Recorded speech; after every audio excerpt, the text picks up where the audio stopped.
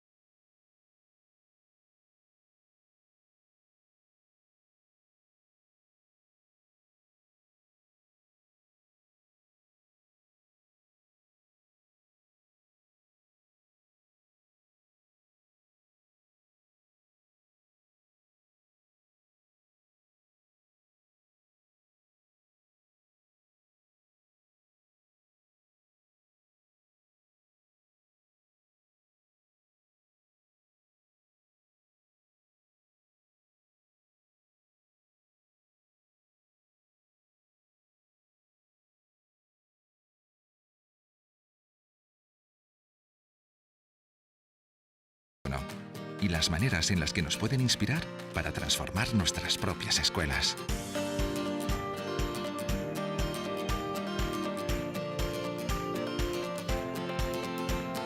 Este libro nace de mi vocación personal y profesional por la innovación educativa y mi admiración por esos colegios en muchos lugares del mundo que están haciendo auténticos procesos de transformación y sus equipos de profesores, ¿no? Nuestro viaje comienza en Bogotá y continúa por Bangladesh, India, Nueva York, Sao Paulo, Sydney, Barcelona. Y lo primero que dejamos atrás son un montón de ideas preconcebidas. Como por ejemplo, ¿qué es una escuela? ¿Un aula con sillas? ¿O es simplemente cualquier lugar en el que se aprende? Descubriremos escuelas maravillosas en camiones, en barcos, en las que el aprendizaje se sale de los muros del centro tradicional y se adapta a las necesidades de cada comunidad. Miles de escuelas de todo el planeta ya han iniciado este proceso de transformación que Fundación Telefónica apoya decididamente como parte esencial de su compromiso con la educación. El gran objetivo al que se están enfrentando todas estas escuelas es buscar la personalización del aprendizaje. Hacer que toda la metodología, toda la evaluación, los espacios, la tecnología, las herramientas se pongan al servicio de las necesidades de cada uno de sus alumnos. En Escuelas Barco, en tiendas para superhéroes. Por todo el mundo descubriremos experiencias de éxito para inspirarnos, aprender y transformar la educación. El sueño de una escuela diferente que funciona, donde todos los alumnos tienen éxito y un proyecto vital, es posible.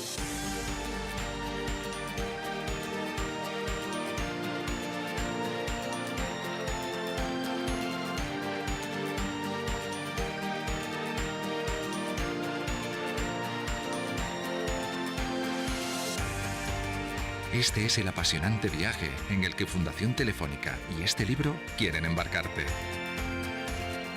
Un viaje transformador hacia la educación del siglo XXI.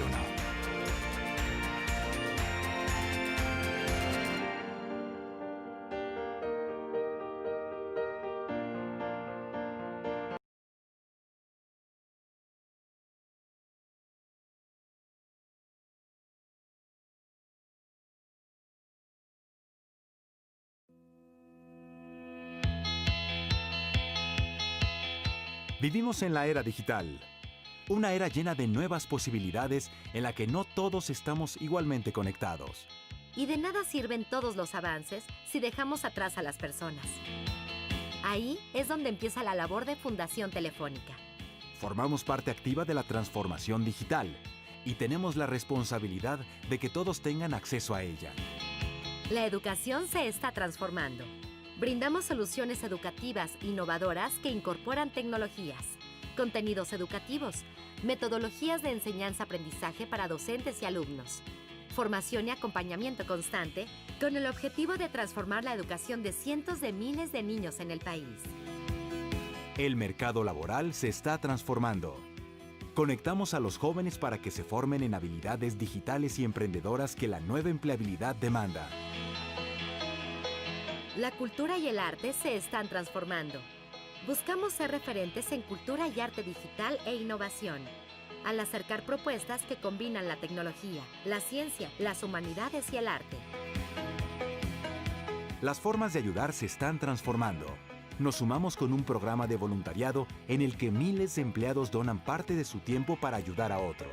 Canalizamos la solidaridad de nuestros colaboradores y aportamos conocimiento, tiempo e ilusión en beneficio de nuestras comunidades. Ese es nuestro propósito. Que personas de todo el mundo descubran que la nueva sociedad digital está llena de oportunidades. Somos Fundación Telefónica México, impulsando el lado social de la era digital.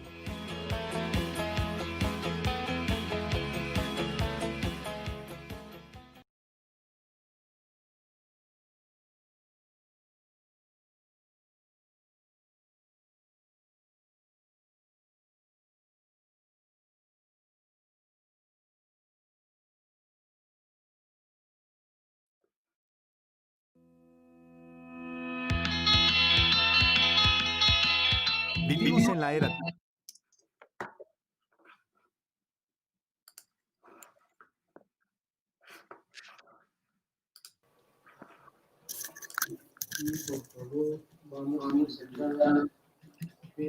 Queridos maestros, buenas tardes, sean bienvenidos a este tercer diálogo. Estamos experimentando un poquito de fallas con la plataforma. Les vamos a pedir que se dirijan todos los que están.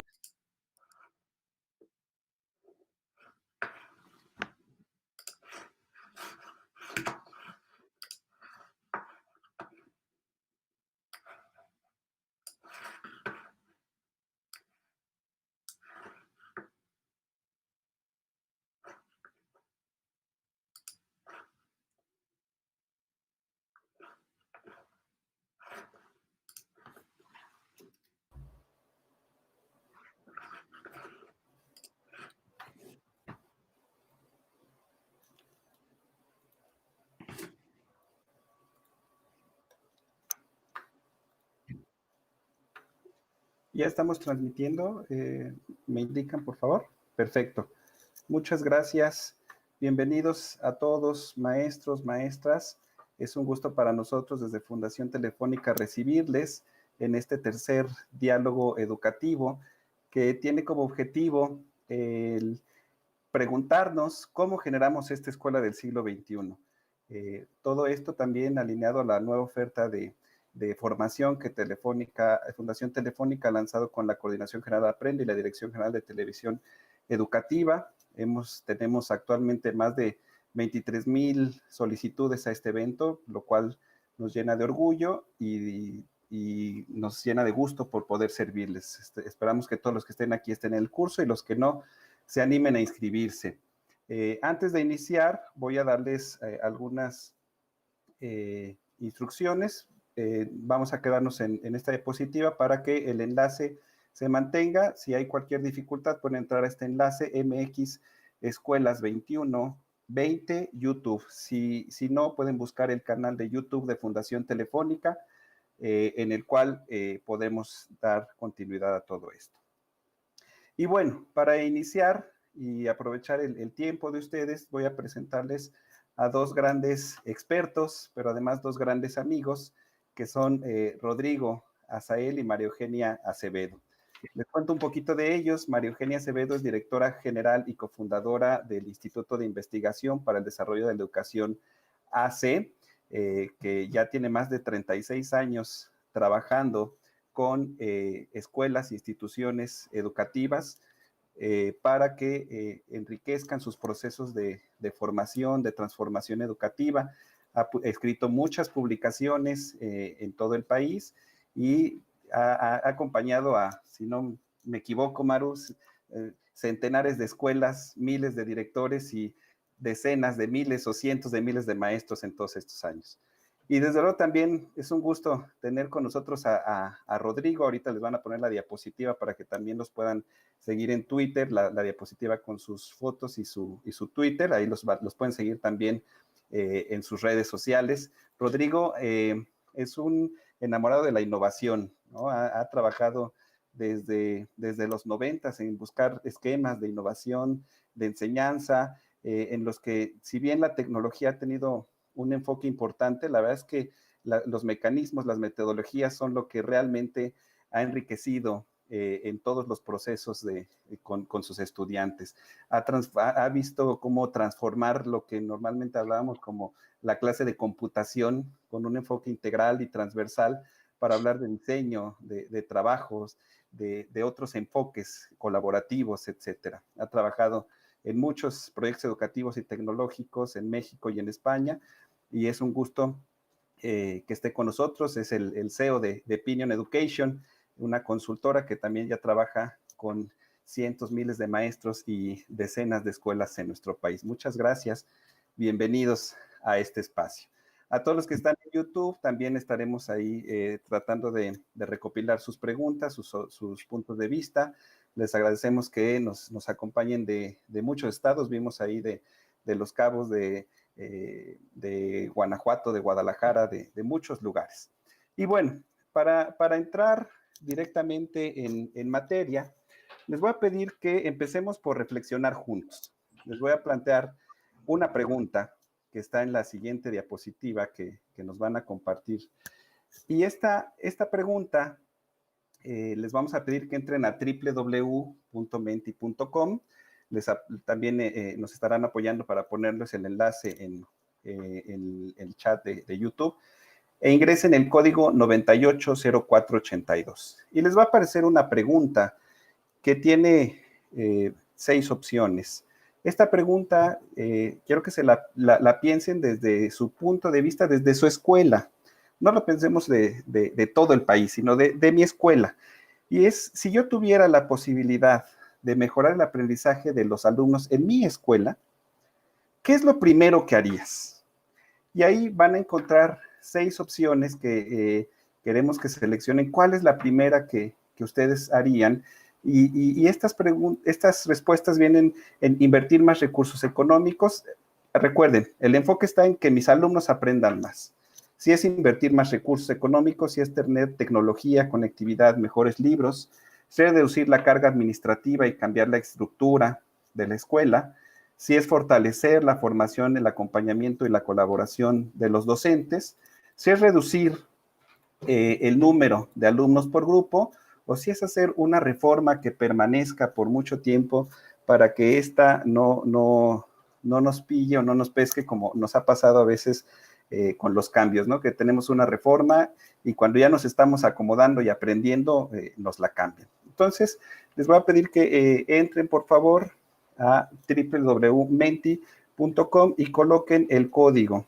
A continuación, vamos a empezar a ver sus respuestas. Ya las estamos viendo aquí en pantalla, maestros. Ustedes ya estarán viendo también desde YouTube todos estos puntos que están poniendo. Ya tenemos ahí muchas participaciones, 78, 80 maestros, y empieza a destacar el punto 4, que es muy interesante porque es fortalecer la formación, el acompañamiento y la colaboración de los docentes. Creo que esto nos da mucho para platicar. Estamos viendo ahí sus respuestas. Agradecemos la gran participación que estamos teniendo en esta primera pregunta de nuestro diálogo, cómo construimos la escuela del siglo XXI. Sí, empiezan a aparecer, también por ahí están Quizá, fíjense, es bien interesante la respuesta de invertir más recursos económicos, es la que menos respuestas tiene. Es importante, pero creo que los maestros que nos acompañan nos empiezan a decir que sí es importante, pero no es lo esencial cuando hablamos de aprendizajes, ¿no? Cuando hablamos de cómo mejorar el aprendizaje de los alumnos, ¿qué es lo primero que haríamos? Evidentemente, trabajar con los maestros. Ya tenemos por ahí 435 respuestas. Seguiremos teniéndolo abierto, pero me gustaría empezar la reflexión pasando a la siguiente diapositiva que tenemos, porque estos puntos que les incorporamos no fueron puestos al azar. Estos puntos que hemos puesto vienen de un informe que en el 2007 hizo la consultora McKinsey y que hablaba de cómo los mejores sistemas educativos alcanzaron estos objetivos. Y decía, no basta con mayores inversiones. Decían, sistemas educativos duplicaron su gasto por alumno de la década de los 70 a la década de los 90 del siglo pasado y no lograron en su mayoría ningún cambio benéfico en el aprendizaje de sus alumnos. O sea, tampoco son más libros, más recursos tecnológicos, porque a final de cuentas esos están supeditados a lo que el maestro haga con los alumnos. Tampoco es que cambie la estructura de la organización, porque hay sistemas muy centralizados como puede ser Singapur, y que tienen estos buenos resultados, o sistemas con un gran nivel de descentralización, como es el caso de Finlandia.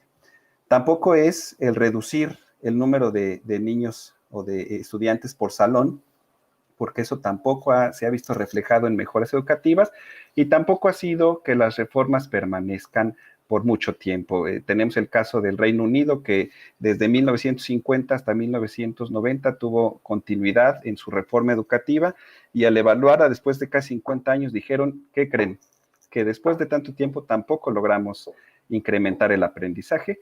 Y abajo viene una frase que es muy significativa de un director de Corea, entrevistado en este estudio, y dice, la calidad de un sistema educativo tiene como techo la calidad de sus docentes, y ustedes lo acaban de confirmar con las respuestas que nos han dado en el Menti.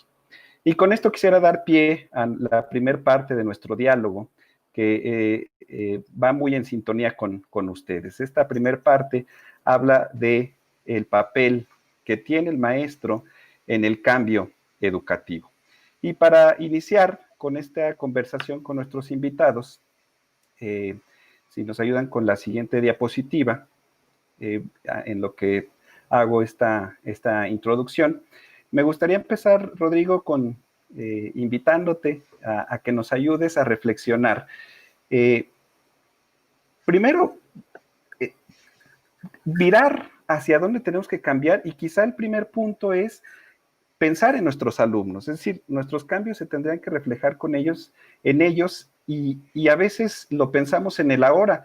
Hemos platicado mucho en que nuestro cambio tendría que estar visualizado no en el hoy, sino tendría que estar visualizado en el futuro de ellos. Es decir, nuestros alumnos en 10 o 15 años tendrán una serie de exigencias y una serie de necesidades que tenemos que empezar a formarlos el día de hoy. Si empezamos en 10 o 15 años, quizá estemos tarde, o quizá no, pero me gustaría escuchar tu punto de vista, tu planteamiento respecto a esta situación en cuanto al futuro de nuestros estudiantes. Rodrigo, por favor.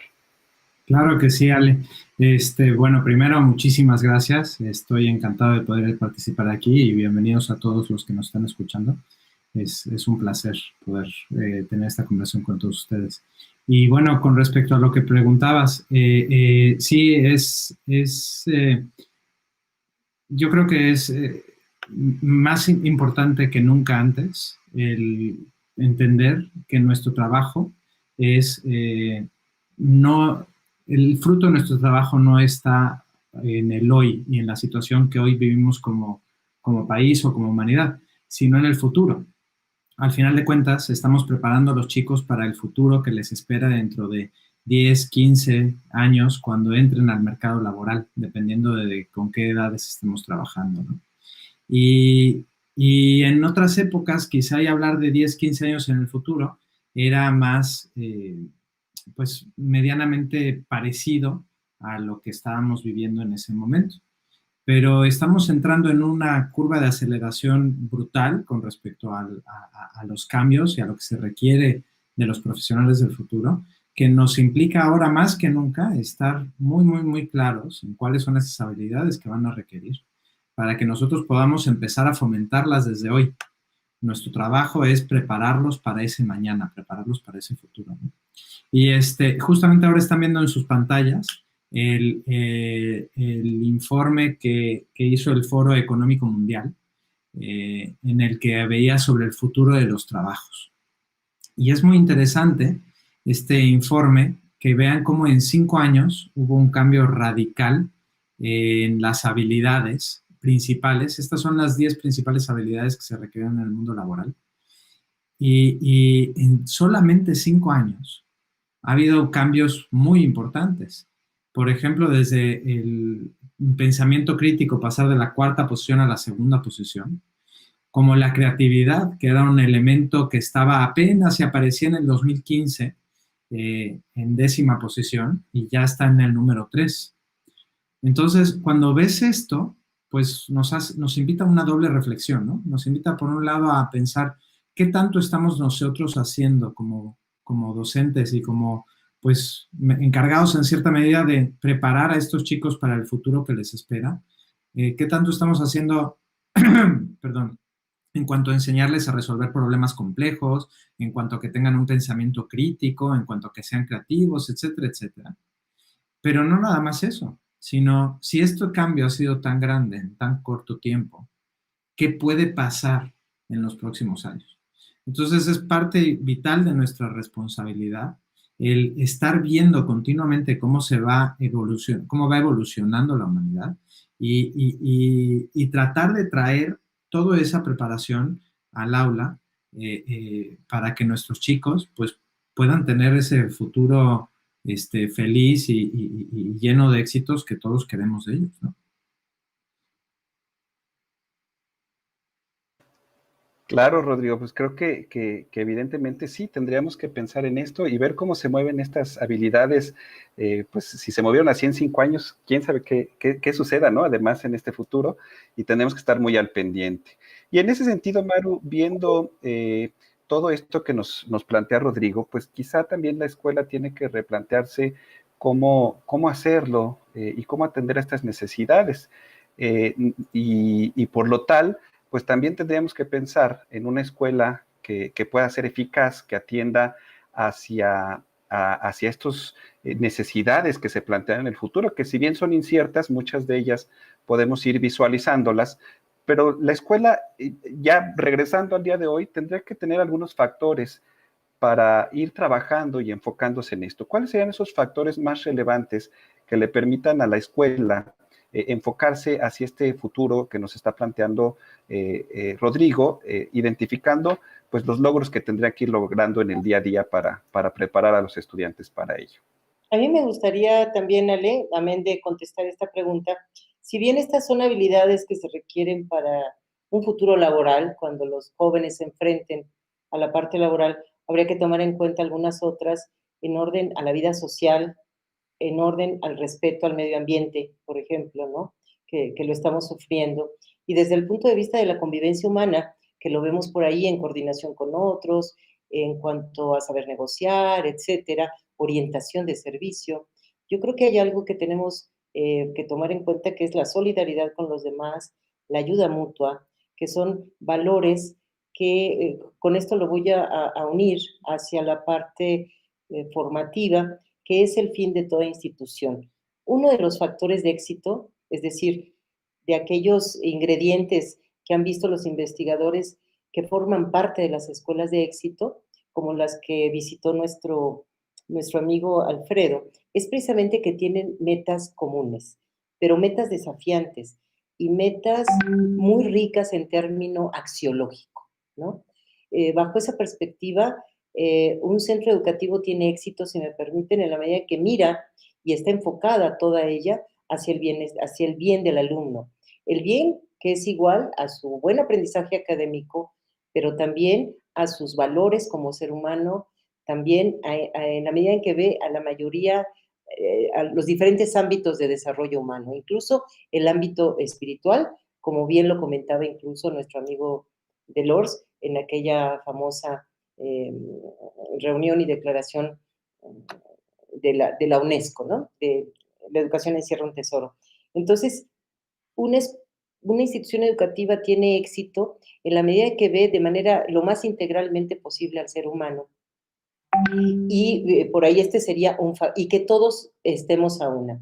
Otro, en orden a esto precisamente, es el trabajo que hace el cuerpo académico, desde luego junto con el director, sobre la reflexión curricular. Cada institución educativa tiene un entorno, cada institución educativa tiene una realidad compleja y requiere de atender ciertas necesidades concretas de aprendizaje y de formación. Bajo esta perspectiva, cuando todos estamos claros y reflexionamos sobre un currículum que quizás es universal a nivel de nación, etcétera, pero lo tenemos que adecuar a esas necesidades, pero cuando esta adecuación la hace el maestro, es precisamente cuando la frase que tú dijiste al inicio, Ale, que el techo de la calidad de los sistemas educativos está en el techo de los maestros. Es decir, qué tanto el maestro aporta al currículo, pero no él solo, sino en grupo, en conjunto, bajo la dirección. Y por otro lado, el tercero, que simplemente con este me quedo, es cuando se tienen altas expectativas, Ale. Creo que lo teníamos en una diapositiva, ¿verdad? Ándale, aquí precisamente lo tenemos, ¿no? Por un lado, metas compartidas, y esas metas compartidas deben de estar orientadas al fin de toda institución educativa, que es el alumno. Un alumno lo más integralmente formado, ¿no? Para eso necesitamos la reflexión sobre el currículo, pero juntos tenemos que trabajar. Muchas gracias, Maru. Creo que sí es fundamental y bueno, creo que en esta reflexión también quienes lo han revisado, me acuerdo mucho de este decálogo de la enseñanza eficaz, que también habla de la investigación, de cómo funciona el proceso de enseñanza, pues habla de que aquel que espera mucho de las personas que tiene, logra mucho. Y quizá es lo primero que tenemos que empezar a plantearnos y que veremos en lo que platicaremos más adelante. Y bueno, para cerrar este primer bloque, Maru, tú nos pusiste en la siguiente diapositiva, que les pido por ahí que nos pongan, una frase que es la que me gustaría que nos ayudaras a utilizar para cerrar esta primer parte del diálogo. Dice, el cambio escolar depende de lo que los profesores hagan y piensen. ¿Qué nos transmites? ¿Cuál sería el mensaje con esta frase que transmitirías a los maestros que están siguiéndonos en este momento? Es la piladora, mi querido Ale, esta frase de nuestra cultura, ¿no? Es la piladora porque lo que hemos visto a lo largo de la historia de nuestros sistemas educativos es que pareciera que los cambios vienen del gobierno, es decir, de estas estructuras grandes. Entonces hacemos nuevos planes de estudio, nuevos libros, nuevos materiales, nuevos recursos, y entonces vienen cambios y cambios y cambios curriculares que a veces nos desorientan a todos en la práctica.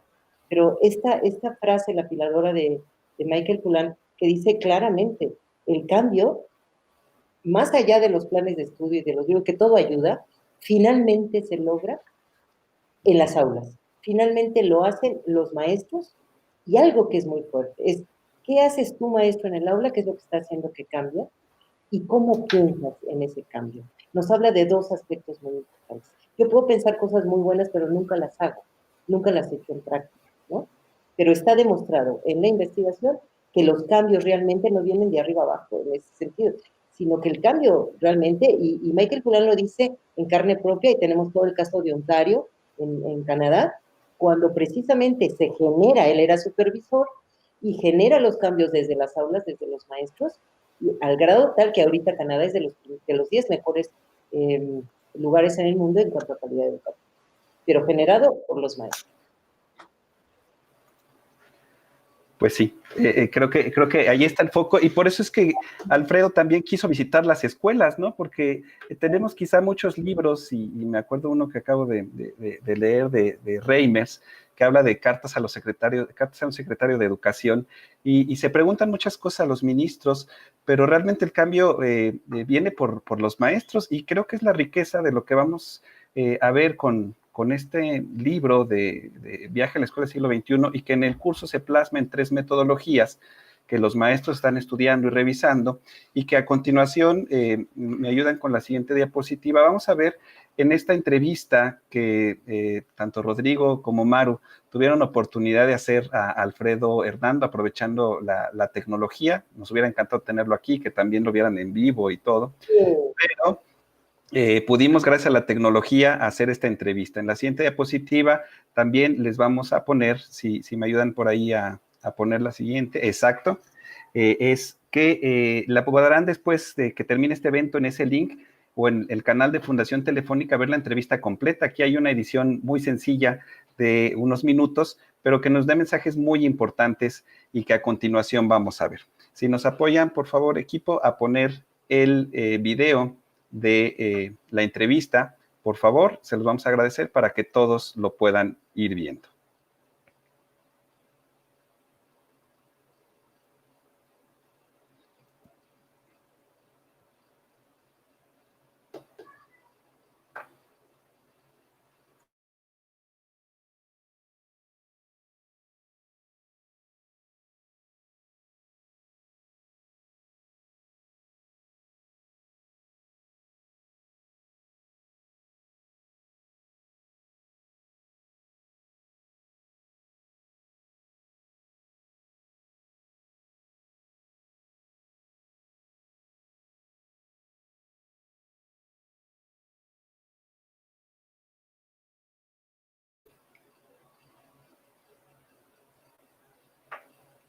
¿Nos ayudan con el sonido, por favor?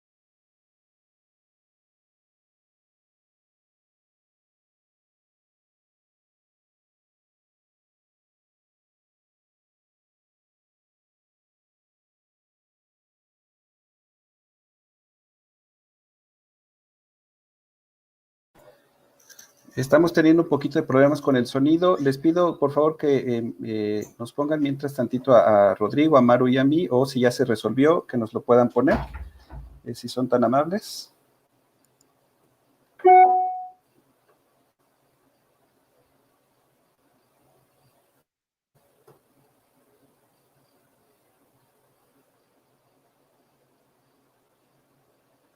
Perdón, no estamos escuchando. Un poquito de problema con el sonido. Les pido, por favor, que nos pongan mientras tantito a Rodrigo, a Maru y a mí, o si ya se resolvió, que nos lo puedan poner, si son tan amables. Listo.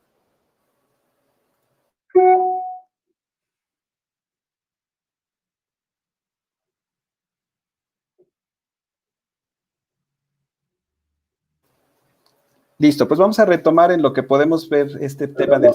Estamos totalmente en vivo. Les pido, por favor, que nos pongan mientras tantito a Rodrigo, a Maru y a mí, o si ya se resolvió, que nos lo puedan poner. Si son tan amables.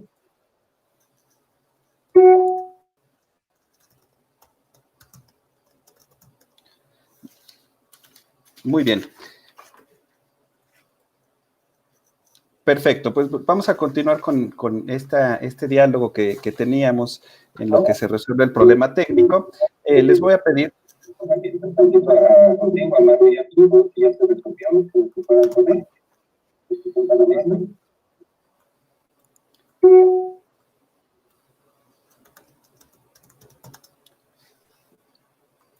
Muy bien. Bien. Creo que ya me escuchan, ¿verdad?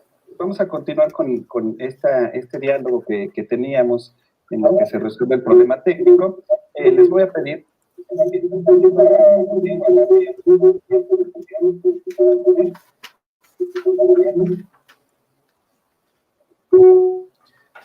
Bueno, Maru, Rodrigo, ¿me escuchan por ahí claramente? Perfecto. Muy bien. Bien, perfecto, seguimos. Bueno, vamos a continuar con este diálogo que teníamos en lo que se resuelve el problema técnico. Les voy a pedir...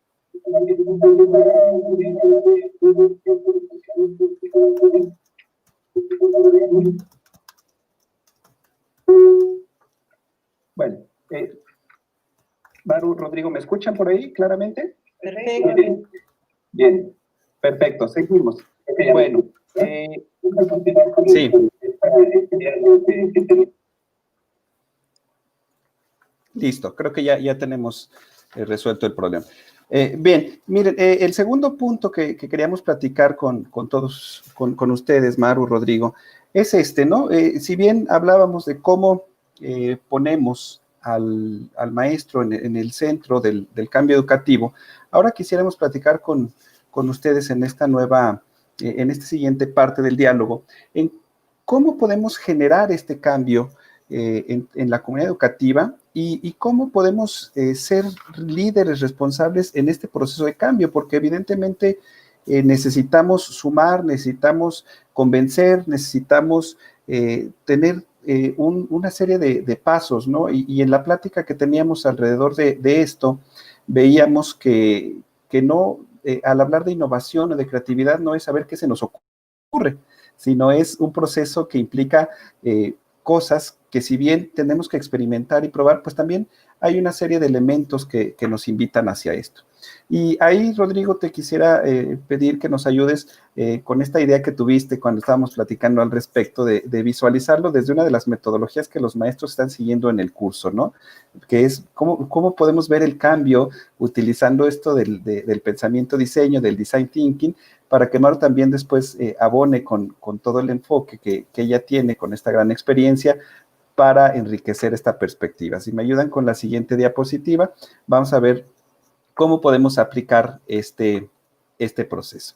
Ahí, bueno, antes de esta exposición, pues retomo lo que decía Maru, lo que decía también Fulán y lo que platicaba también Alfredo, que es un texto que me llama mucho la atención, porque además de leerlo ahora, pues creo que viene muy de acuerdo con lo que estamos pasando, que es más probable que el éxito provenga de una innovación desestabilizadora, y no cabe duda que esto nos ha desestabilizado a todos, que solo de la imitación de las mejores prácticas. Vamos a ver que sí es importante conocer, que es importante explorar, y nos lo dice Alfredo en la entrevista, pero es importante probar, es importante experimentar. Rodrigo, si nos ayudan con la siguiente diapositiva para que Rodrigo nos platique un poco de esta gran idea que a mí me pareció genial de cómo visualizar el cambio desde este enfoque del design thinking. Sí, Ale, mira, lo que pasa es de que, bueno, todos nosotros ahora nos encontramos ante una situación atípica, inesperada, y que hemos tenido que reinventarnos, ¿no?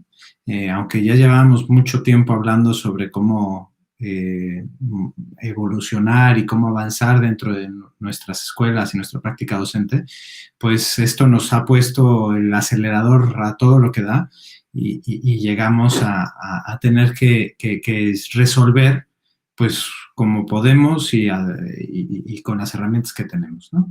Pero eso no quiere decir que la innovación tiene por qué ser desorganizada.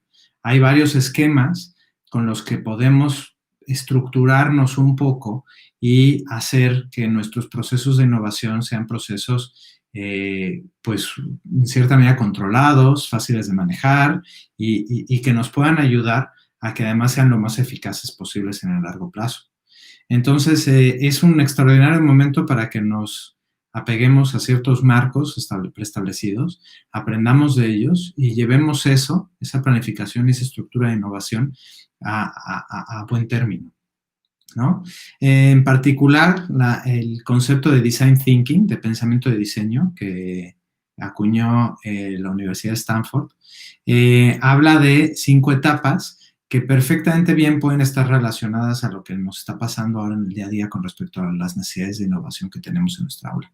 La primera se refiere a empatizar, que es otra manera de decir de investigar o diagnosticar, ¿no? Vamos a primero conocer bien. Y aquí es muy importante, justamente por lo que se utiliza la palabra empatizar en vez de investigar en general, tiene que ver con no olvidarnos de cuál es nuestro objetivo último, qué es lo que queremos conseguir. Si son nuestros estudiantes, qué queremos conseguir, cuáles son sus necesidades, cuál es su realidad, y tratar de pensar y de tener todo eso muy claro para que más adelante en el proceso pues no nos pongamos a establecer situaciones que vayan en contra de sus habilidades, de su entorno, de todo lo que necesitan. Luego viene ya la definición del problema. La definición del problema es una parte muy importante. Albert Einstein decía, el 50% de poder resolver un problema es saber cuál es el problema. Y creo que en este sentido es muy importante que tengamos una clara idea de qué es lo que queremos resolver ante las situaciones que se nos presenten. Luego viene ya el proceso de idear, que es diseñar. Vamos a pensar bien en nuestra solución, vamos a pensar cómo lo queremos implementar, qué es lo que queremos hacer dentro de nuestra aula, dentro de nuestra escuela, dentro de nuestra comunidad educativa. Para después ya ponernos a implementar, a prototipar. Y aquí justamente es muy a propósito que se utilice el término prototipar. Prototipo se refiere a algo no terminado. ¿Y por qué se utiliza eso? Porque no se trata de no terminado porque lo dejamos a medias, sino no terminado porque siempre es susceptible a mejora. Y nos invita a mantener este proceso de mejora continua dentro de las cosas que hacemos, entendiendo que todas las soluciones, todo lo que hacemos, pues es bueno, pero siempre es susceptible a avanzar y a seguir adelante, ¿no? Y por supuesto, la última parte vital para todo el proceso es la parte de la evaluación, que incluye la reflexión, para tratar de ver qué hemos conseguido de este proceso, ¿no? Con lo que nosotros definimos como problema inicialmente, qué hemos conseguido, hasta dónde hemos llegado, y a partir de ahí alimentar este proceso para que se repita una y otra vez. Estos son procesos verdaderamente cíclicos. Se muestran aquí de manera lineal, pero la idea es que implantemos estos procesos dentro de nuestro entorno y lo mantengamos a lo largo del tiempo, independientemente de que la situación actual se mejore y ya estemos en un proceso más estable. Hay que continuamente seguir innovando y seguir viendo cómo podemos mejorar todo lo que hacemos dentro de nuestras aulas.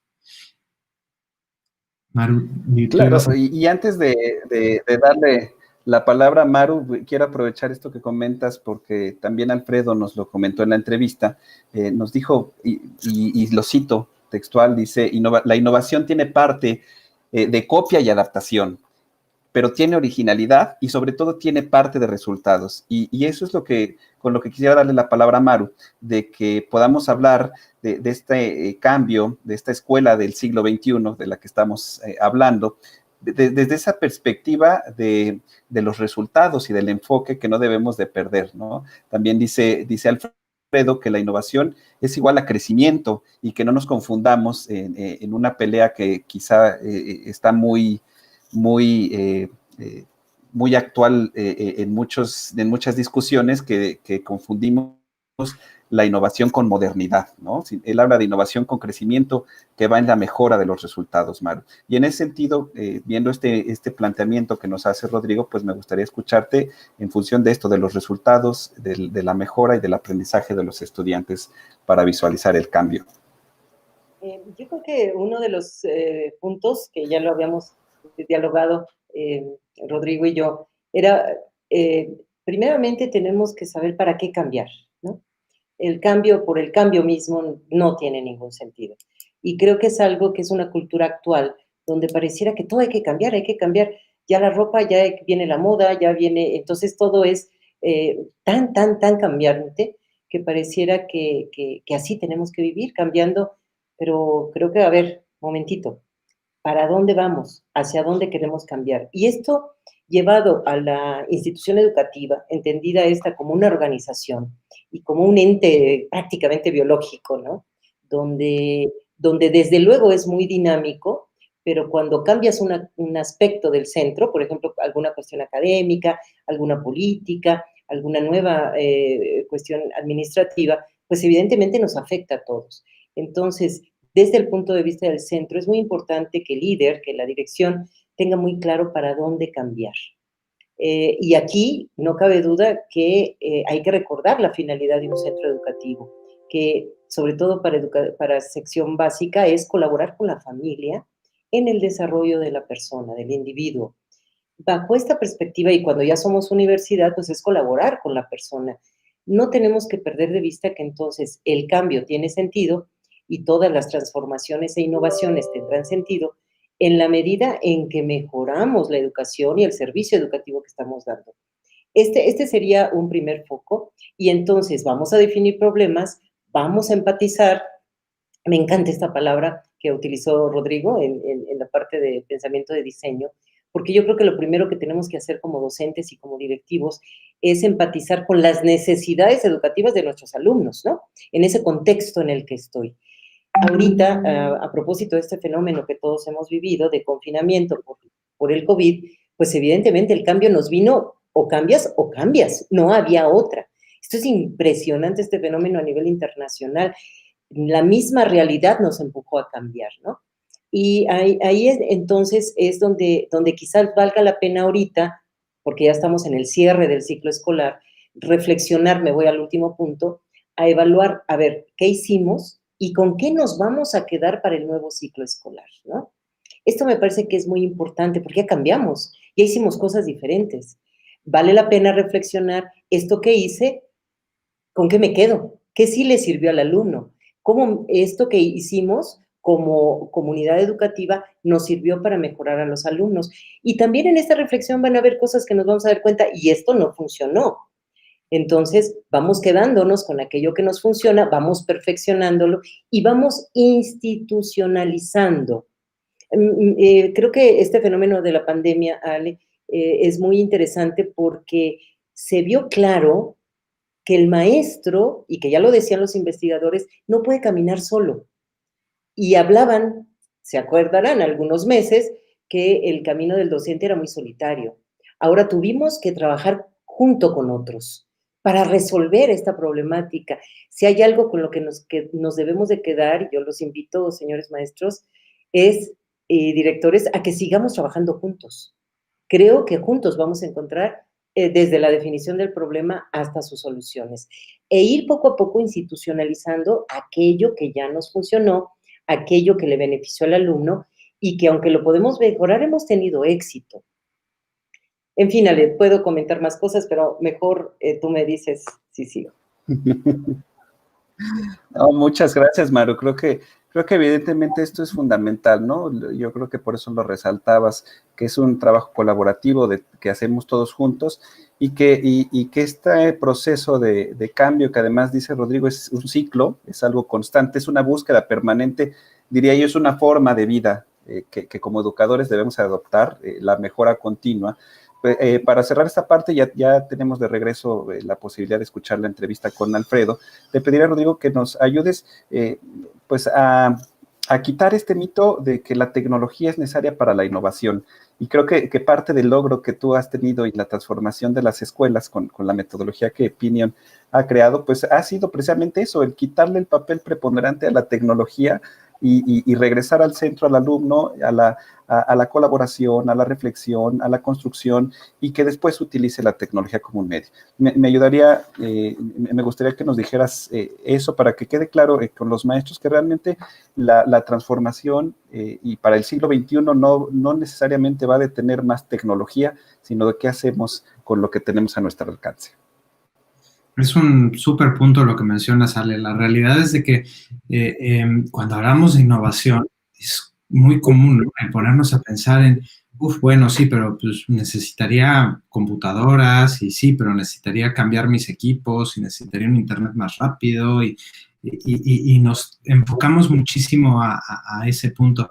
Mientras que la realidad es de que no es indispensable dentro del proceso el tener eso como una parte vital para poder avanzar, ¿no? Nosotros manejamos dentro de Pinion un manifiesto que habla sobre los grandes puntos vitales de la transformación que vemos en los chicos con respecto al futuro. Y si te pones a leer esos puntos, te das cuenta de que hay miles de maneras de enseñarlos y miles de maneras de fomentar esto en tus chicos, ¿no? Diseño centrado en el humano, el plantearnos verdaderamente qué es lo que necesita, primero, probablemente, nosotros con respecto a nuestros alumnos y de enseñarles a nuestros alumnos estos conceptos, ¿no? Y como eso, pues el pensamiento crítico y muchos otros elementos. Entonces, hay muchas partes del proceso que nosotros somos capaces de transmitir a los chicos. Y es verdad, quizá, y si además de eso tuviéramos la parte específica que tiene que ver con la tecnología, pues podríamos ir un poquito más allá. Pero eso no es una parte que nos tiene que detener, no porque no tengamos el 100% de las herramientas, quiere decir que no tengamos ninguna de las herramientas. Tenemos la gran mayoría de las herramientas a nuestra disposición y lo único que necesitamos es ese empuje, esas ganas de cambio, ese darnos cuenta que nosotros tenemos todo lo que necesitamos para darles a estos chicos lo que ellos necesitan para hacer una diferencia en el mundo. Entonces, enfoquémonos verdaderamente en las habilidades primordiales que necesitan estos chicos y luego, si además podemos poco a poco ir gestionando las cosas para que además tengamos la ayuda tecnológica, pues genial. Pero en definitiva no hay nada más lejano de la realidad el que esto sea un elemento vital. Ale, ¿puedo comentar algo? Muchas gracias, Rodrigo. Pues sí. Claro, Mar. Fíjate que me recuerdo mucho de un caso que incluso viene en este libro de Alfredo, de Viaje a la Escuela del Siglo XXI, de Padre Piquer, que lo hemos comentado muchísimo. Ante un problema, era una escuela, es una escuela para gente de escasos recursos, pero por ahí de los años 90, más o menos, pues empezó a llegar pues, toda la parte de los niños de otros países, inmigrantes, y era una escuela de jóvenes de Madrid y de niños para Madrid. Cuando se le empieza a llenar y empezaron a subir en porcentaje de inmigrantes, con jóvenes que venían con otros idiomas, con otras culturas, con otras ideologías, fue precisamente el cambio vino a partir de esa empatía que tuvieron los docentes, y fue a través de los docentes que vino el cambio, cómo vamos a solucionar esto.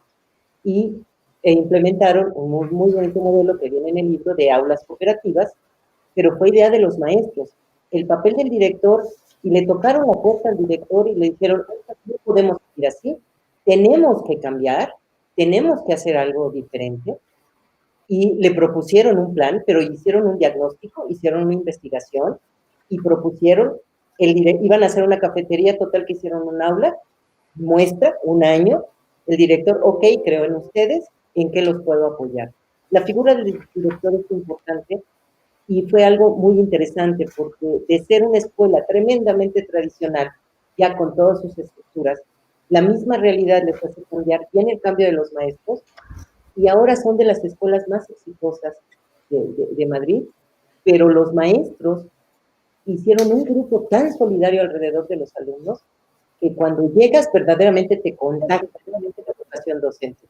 Esto es lo que quería comentar como ejemplo de lo que podemos hacer. Gracias, Maru. Gracias, Rodrigo.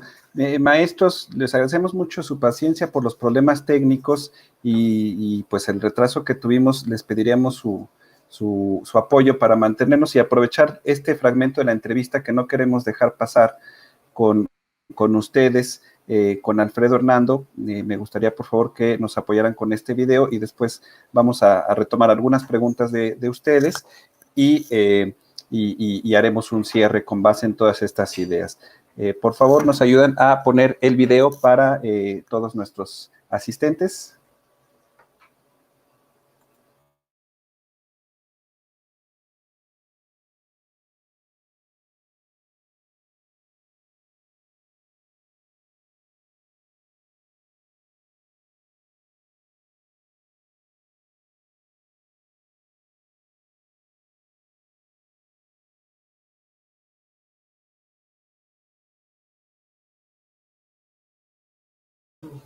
No, creo que nos jugó una mala pasada por ahora el video. De todas formas, en el canal de Fundación Telefónica va a estar completo el video y les vamos a hacer una pregunta para ir retomando algunas ideas esenciales, en lo que también estamos aquí leyendo algunas de las preguntas que nos están haciendo. Les voy a pedir que, por favor, regresen nuevamente a Menti y que nos mencionen 2 acciones a las que se comprometen a realizar como maestros, y bueno, no solo como maestros, sino desde el rol en el que estén. Miren, aquí estamos viendo muchas cosas interesantes. Es igual en menti.com, utilizar el código 980482. Ahí hablan mucho de actualizarse y conocer nuevas tecnologías, buscar alternativas educativas, innovar la práctica docente y el compromiso con la educación, preparación, apoyar a mis alumnos, capacitarme constantemente. Si nos ayudan ahí a poner más, un poco de las que tenemos arriba, equipo, para irlas viendo, actualizar sus conocimientos, mejorar el aspecto socioemocional de los alumnos y capacitarse constantemente, etcétera. Y mientras vamos viendo las respuestas, Maru, Rodrigo, hay unas preguntas que nos están haciendo los maestros y que creo que son sumamente valiosas. Nos encantaría responder a todas, pero pues no lo...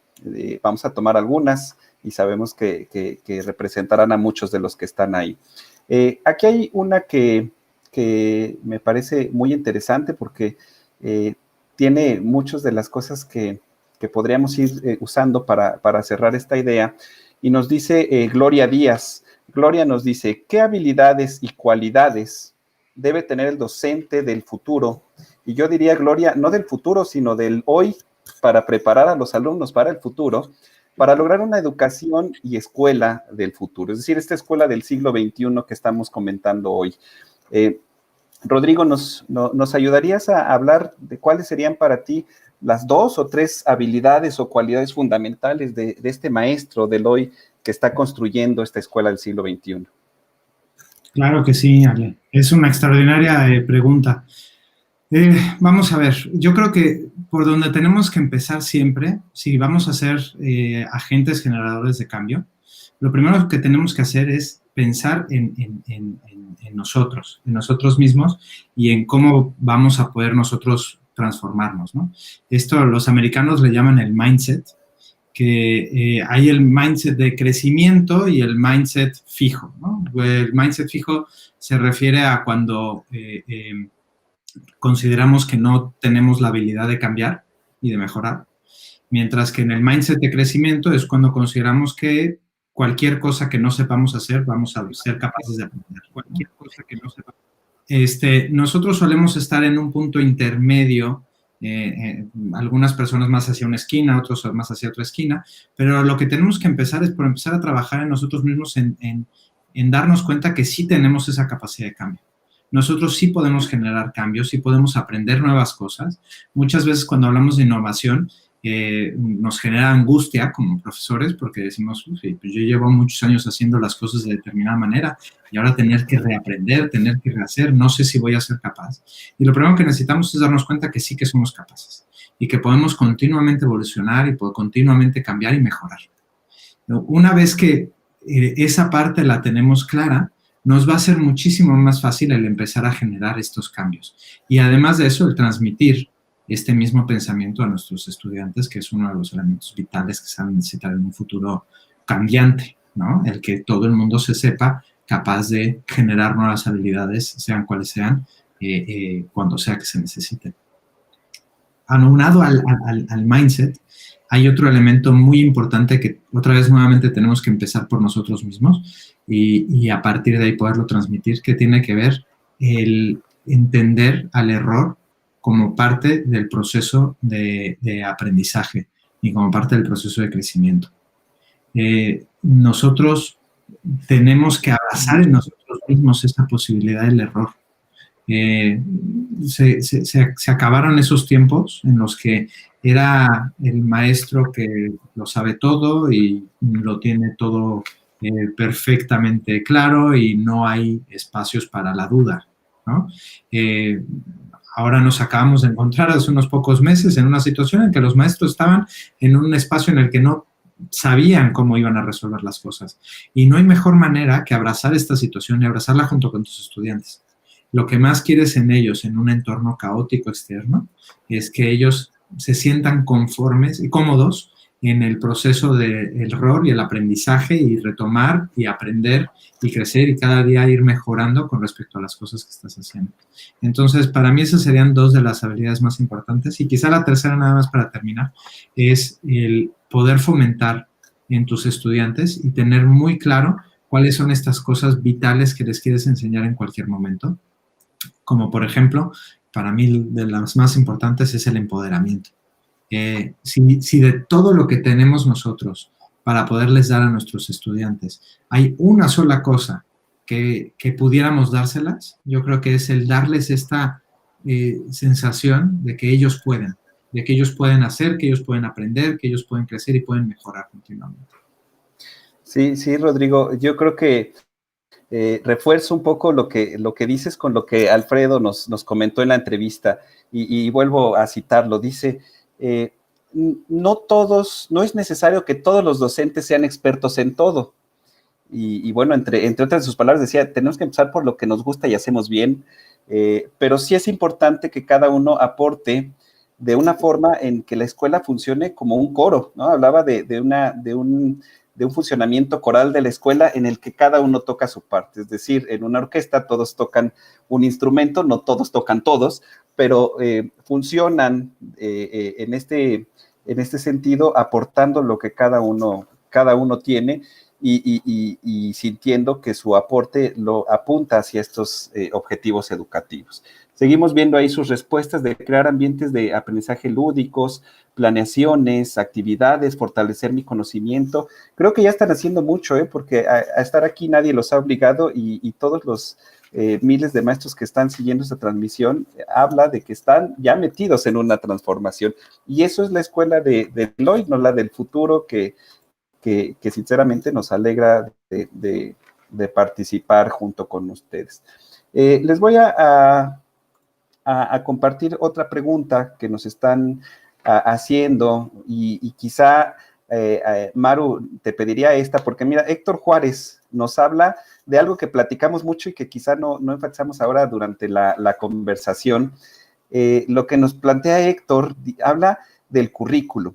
¿Qué tendría que pasar, ¿no? Él dice qué modificaciones se le tiene que hacer al currículo en la educación en México, pero yo lo interpreto con base en lo que hemos platicado, en cómo los maestros tenemos que aprovechar de la mejor forma lo que tenemos y cómo hacemos esta reflexión que tú planteabas desde la primera pregunta, ¿no? Me gustaría que nos ayudaras a darle algunas ideas a Héctor para que reflexionemos sobre el currículo.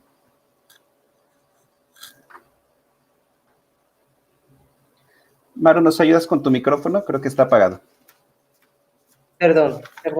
Sí, esto parte la respuesta, la quiero unir un poco con lo que comentaba Rodrigo, en cuanto a las características del maestro, si me permiten agregar una y la relaciono. Yo creo que ahorita, con todo esto que hemos vivido en la pandemia, que no sabemos, por ejemplo, cómo van a regresar nuestros alumnos. Y para mí, una de las características del docente es la empatía. Yo creo, y vuelvo al punto de partida hacia el cambio. Si queremos cambiar, yo maestro tengo que ponerme en los zapatos de mis alumnos. Hoy por hoy necesitamos así maestros, y sobre todo después de este fenómeno, necesitamos saber cómo llegan mis alumnos. Y ahorita sí no podemos echarle la culpa a la maestra o el maestro del curso anterior. Fíjate que no le enseñó a sumar bien y a restar muy bien. Mira, es que así te llegaron y así te van a llegar. Entonces, pero no le eche la culpa, es decir, ponte en los zapatos del alumno, que no puede estar así, que te duela que no sabe, ¿verdad? Como parte de este perfil. Y cuando nos damos cuenta de eso, yo veo el currículum, aunque a mí mi plan de estudios me diga que debo de comenzar con las divisiones, pero ni siquiera sabe sumar, restar y dividir, y multiplicar, pues ¿cómo le voy a enseñar a dividir? Entonces me tengo que regresar. Esa es ahí la adecuación curricular que tenemos que hacer. Y hoy más que nunca, una de las grandes recomendaciones que se dan a nivel internacional en estos marcos para el regreso en la parte académica es que nos centremos en aprendizajes clave. No vamos quizás a poder cubrir todo el currículum. Y esto fue también desde el cierre con este fenómeno de la pandemia, y quizás va a ser, desde luego, en el próximo ciclo escolar. Pero ¿cuáles son esos contenidos clave que ya no están en el libro de texto o en el programa, sino que tú docente, nosotros docentes, tenemos que definir estos son los conocimientos, las habilidades, las competencias más importantes sin las cuales no se puede ir de este grado, 3, 4, pero para lograrlas tengo que retomar del ciclo anterior, pero los tengo que preparar para el que viene. Esta generación va a estar muy marcada por todo de la pandemia. Ya también se ha mencionado esto en algunas investigaciones. Va a ser una generación que le tenemos que seguir. Hoy más que nunca tenemos que reflexionar sobre la adaptación curricular que va a tener que ser en cada institución educativa, en cada escuela, pero juntos. Y además, con la cabeza también del director y los consejos técnicos. Entonces, esta reflexión que nos está provocando este fenómeno es algo que siempre deberíamos de haber hecho. Es algo curioso. Ahorita nos está obligando el fenómeno, pero yo tengo que adecuar el currículum a las necesidades de cada generación, y cada generación trae lo suyo. Muchas gracias, Maru. Y claro, pues yo creo que todos como docentes tenemos claro esto del currículum, que una cosa es el planeado, otra el oculto, otra el vivido, ¿no? Que se menciona mucho en los diferentes enfoques del diseño curricular, y creo que es la oportunidad de que el currículum vivido tenga ese enfoque pertinente, aterrizado y adecuado al contexto. Para cerrar, voy a unir dos preguntas que me parecieron interesantes porque hablan también de no olvidarnos que la escuela está situada en la sociedad, en el contexto. Y Luis Juárez, por aquí nos dice cuál es el papel de los padres de familia en la escuela del siglo XXI. Y si me permite, y con el perdón de Luis, la uno también con la pregunta de Homer, que nos parece muy interesante porque dice, como ciudadanos, fíjense cómo nos habla también del ampliarlo, ¿no? De esta visión de escuela como un todo integrado en la sociedad, ¿cómo podemos apoyar a la comunidad educativa? Entonces va como de los dos lados, ¿no? Nosotros desde la escuela, ¿cómo aportamos hacia los padres de familia y la comunidad? Pero también, ¿qué mensaje podríamos darle a la comunidad de cómo nos apoya a las escuelas en esta construcción de la escuela del siglo XXI? Y esta la dejo para que aquel que quiera empezar comience. A ver, Rodrigo. Tu micrófono, Rodrigo, por favor. Perdón, ya.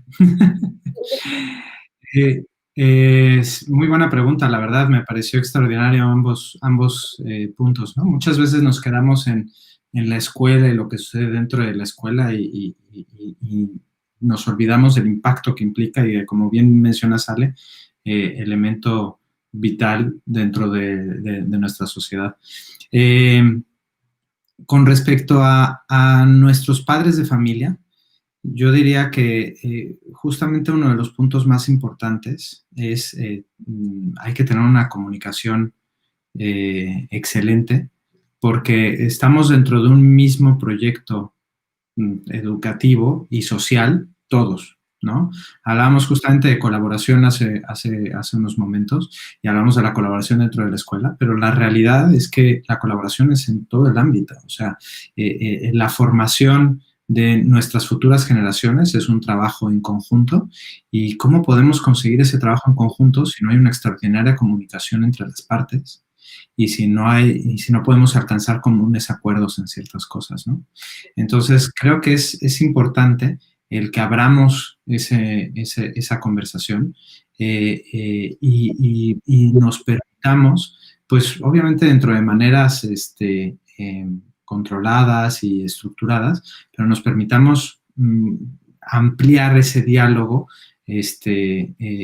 para poder aportarle a la sociedad lo que necesita y para que el resto de las personas que son parte del proyecto educativo, pues nos puedan ayudar a lo que hacemos dentro de las aulas, ¿no? No sé si por ahí va la pregunta y respondí o... Gracias. Perdón, antes de que darle la palabra ya a Maru, creo que también uno de los factores de enseñanza eficaz que nos dice la investigación educativa y que también pueden consultar buscando esto que diga enseñanza eficaz en la investigación, pues habla precisamente de tener a los padres no solo para quejarnos, ¿no? Sino para construir, para involucrarlos, para que hagan también dentro del aula y no solo en las actividades extracurriculares, ¿no? En ese sentido, me ha encantado ver, por ejemplo, un ejemplo de innovación en las comunidades con menos recursos, las demostraciones públicas que nuestras figuras educativas de CONAFE han logrado hacer ahora que estamos trabajando con ellos, a mí me dejan impactado, ¿no? Porque son demostraciones que los niños hacen a la comunidad y que han involucrado a los padres de tal manera que han vendido, han aportado, han hecho kermés para comprar cosas para la escuela y ha sido una labor muy, muy interesante. Maru, perdóname ya para ir cerrando. Adelante. Sí. No, Ale, era completar también lo que decías ahora y lo que dice Rodrigo, ¿no? El fin de la escuela, si bien uno de los más importantes es colaborar con los padres en la educación de sus hijos, y subrayo lo que dice Rodrigo, ¿no? Es una tarea conjunta, es una empresa en común, ¿no? Y esto se ve clarísimo con lo que acabas de decir. Es tan fuerte, y porque nos ha tocado también trabajar con comunidades muy vulnerables, por ejemplo, en las zonas mayas a nosotros, y es impactante cuando los papás cuando la escuela no tiene, cómo aporta lo poquito que tiene, pero hasta de comer a los maestros, ¿no? O lo que haga falta, con lo más sencillo que tienen, porque lo que los papás buscan en el fondo es que le quieren dejar una educación a sus hijos que a lo mejor ellos no han tenido y quieren que sean mejores. Si nos trepamos, y vuelvo a la empatía, ¿no? Como docentes, como directores, nos sumamos en este querer, en esta visión de lo mejor para los jóvenes.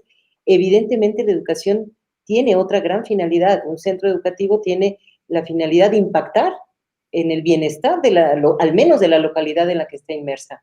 Y estos impactos los vemos inmediato, ¿no? Desde el niño que no sabía comer bien y llega a la casa, no papá, no se dice así, no se come así, y cómo se va educando también al contexto y cómo va aportando. Y nos vamos más allá, digo, a nivel global, está más que demostrado que la educación es la palanca de desarrollo de cualquier nación, ¿no? Entonces, de desarrollo incluso económico, no solamente de desarrollo económico, sino desarrollo en todos los aspectos. El impacto social que tiene la educación es muy, muy grande. Y quizás los apasionados de este tema, los que nos hemos dedicado la vida en esto, entre ellos Rodrigo, que está caminando en esto, es algo que nos apasiona, porque creemos, y estamos ahí, que solamente así vamos a mejorar nuestra vida social. Muchas gracias, Maru. Pues para ir cerrando, les voy a pedir que cada uno nos diga una frase con la que quieran que los maestros que nos acompañan se queden.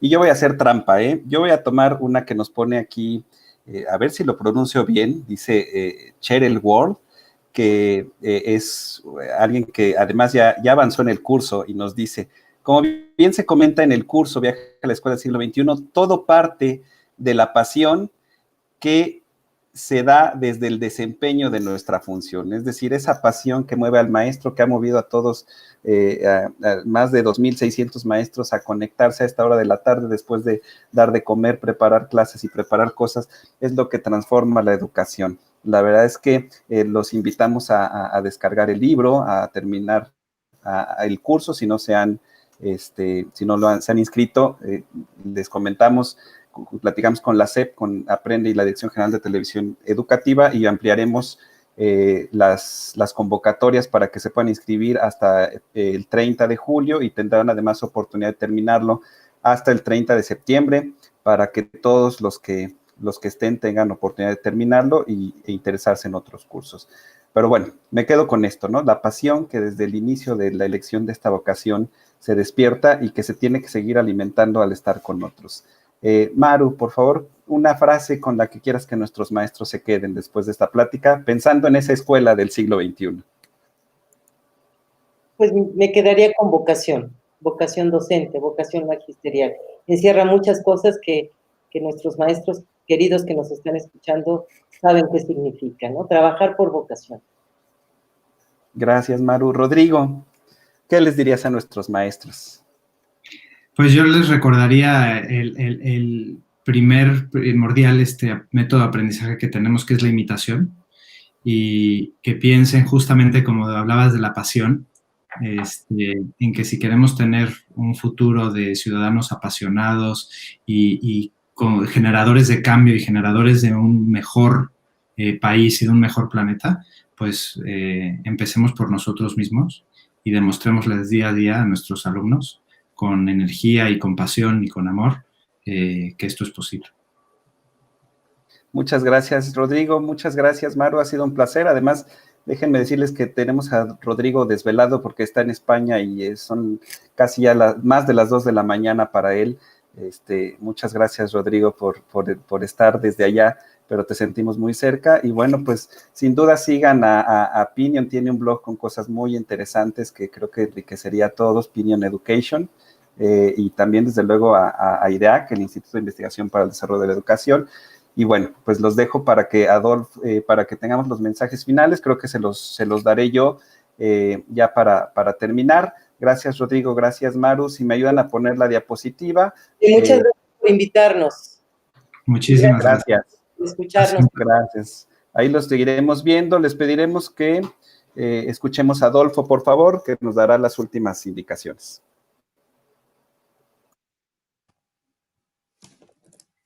Vocación, imitación, innovación, pasión.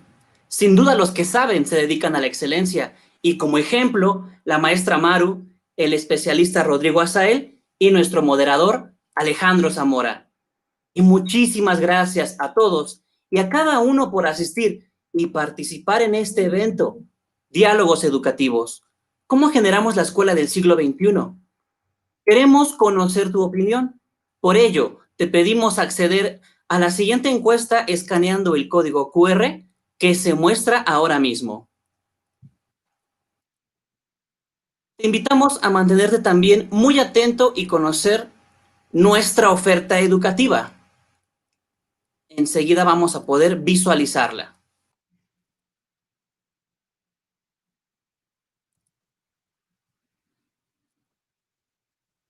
Tenemos para ti recursos educativos digitales para el aprendizaje de los alumnos, programas de formación para docentes y lo anterior a tu disposición en nuestra página www.fundaciontelefónica.com.mx/docentes/. Síguenos también en nuestras redes sociales, @ftelefónicamx en Twitter, Facebook e Instagram. Y en nuestra página en YouTube, Fundación Telefónica. Te recuerdo nuestra página de internet, www.fundaciontelefónica.com.mx. Agradecemos sobremanera la colaboración de nuestros aliados, Niños en Alegría, Ateneo Español de México y el Instituto de Investigación para el Desarrollo de la Educación. Aplaudimos tu participación y te esperamos en nuestra próxima sesión de Diálogos Educativos.